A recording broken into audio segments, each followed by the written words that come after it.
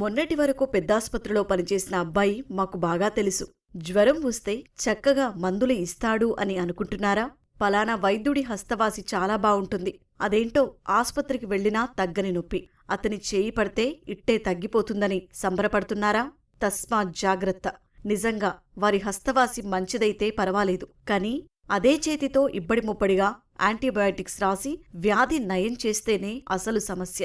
అర్హత లేని అనేక మంది నకిలీ వైద్యులు రోగులను ఆకట్టుకునేందుకు విచ్చలవిడిగా యాంటీబయాటిక్స్ వినియోగిస్తున్నారు. ఫలితంగా వారం రోజుల్లో తగ్గాల్సిన వ్యాధి 3 రోజుల్లోనే మటుమాయమవుతుంది.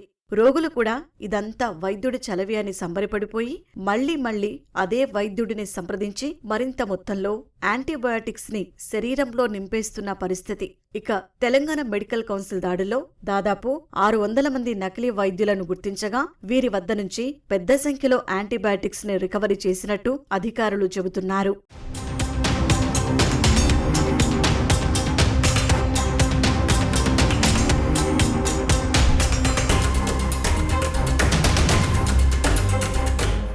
రోగికి ఏదైనా వ్యాధి సోకినప్పుడు దానిని తగ్గించేందుకు వైద్యులు 3 రకాల యాంటీబయాటిక్స్ ని ఉపయోగిస్తుంటారు.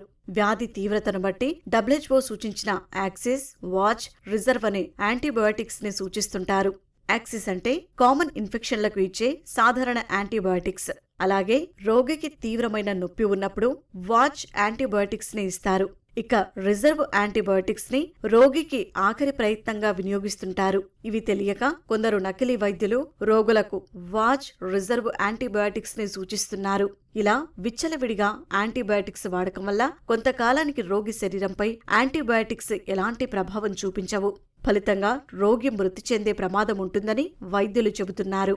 దీనినే AMR అంటారు.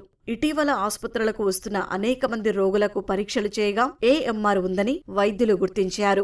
రీసెంట్ క్లినికల్ రీసెర్చ్ స్టడీస్ లో 80% కామన్ గా ఉండే ప్రజల లోపల ఆల్రెడీ యాంటీ మైక్రోబ్ రెసిస్టెన్స్ వచ్చేసింది. సో ఇష్టానుసారంగా మీరు అన్ఇండికేటెడ్ ఉన్న వాటిలో కూడా మీరు యాంటీబయాటిక్స్ ఇస్తే ఆటోమేటిక్ గా బ్యాక్టీరియా లోపల జన్యు మార్పు జరుగుతుంది. ఇప్పుడు మీరు నిమ్స్ కానీ, ఉస్మానియా కానీ, గాంధీ లాంటి హాస్పిటల్స్ లోపల ఎమర్జెన్సీకి ఒక పేషెంట్ వస్తే అతనికి ఫస్ట్ మనం కల్చర్స్ రిపోర్ట్ పంపిస్తాం.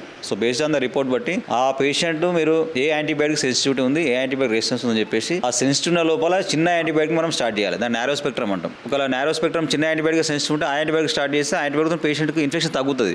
కానీ unqualified and unauthorised medical practice ఏం చేస్తున్నారు, డైరెక్ట్గా మనకి యాంటీబయాటిక్ వాళ్ళు స్టార్ట్ చేస్తే ఇమీడియట్లీ ఆ బ్యాక్టీరియా ఆ యొక్క యాంటీబయాటిక్ అలవాటు పడిపోయి నెక్స్ట్ టైం ఇన్ఫెక్షన్ వచ్చినప్పుడు మనకు యాంటీబయాటిక్ పనిచేయదు. ఈ ఒక్క సంవత్సరమే ICMR యొక్క స్టాటిస్టిక్స్ ప్రకారంగా more than 10 lakhs people because of AMR వల్ల డెత్ అయ్యారని చెప్పేసి మనకు స్టాటిస్టిక్స్ తెలియజేస్తున్నాయి. So the major global pandemic COVID-19 కంటే దాదాపు more than 50 times 2050 వరకు 50 billion people because of only AMR ద్వారా చనిపోతారని చెప్పేసి మనకు స్టడీస్ తెలియజేస్తున్నాయి. కాబట్టి సో ప్రతి ఒక్కరు కూడా మనం పబ్లిక్ కూడా అవేర్నెస్ క్రియేట్ చేయగలగాలి.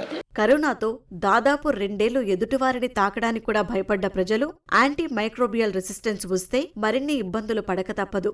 పరిస్థితి చేయి దాటకముందే అధికారులు, ప్రభుత్వాలు చర్యలు చేపట్టాయి. మెడికల్ దుకాణాల్లోనూ ప్రిస్క్రిప్షన్ లేకుండా యాంటీబయాటిక్స్ ఇవ్వరాదని స్పష్టం చేస్తున్నాయి.